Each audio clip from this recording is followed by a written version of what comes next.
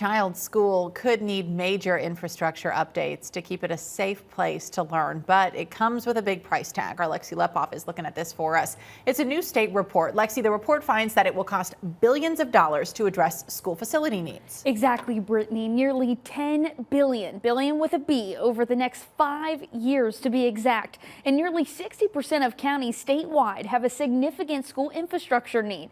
But now the question at hand: how and who is going to pay for it?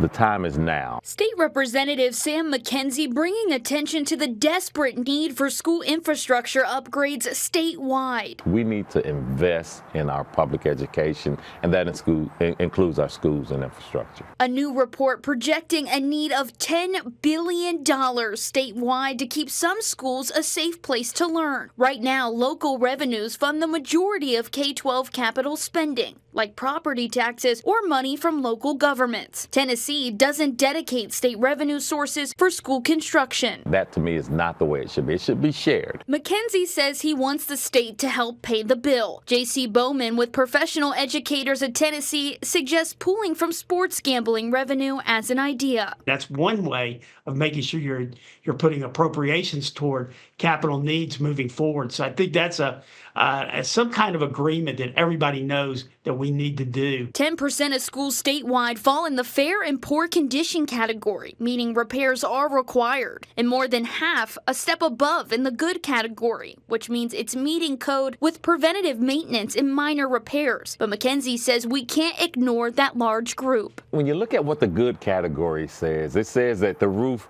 might give away in the next 3 to 5 years, or the AC, HVAC. These are major fixes, and it may be 1 year, it may be tomorrow. Bowman is emphasizing the urgency to find a fix sooner rather than later. We've had this habit of kicking the can down the road for a long period of time. We've refused to acknowledge it. What's going to happen is the schools will end up being closed.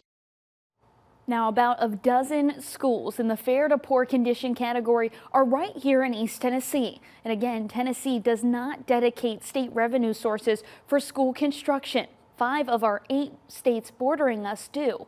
Now, McKenzie tells me he hopes finding a solution to this issue will be a priority this year, hoping that both sides of the aisle can work together to find a solution. All right, we'll stay on top of it. Lexi, thanks.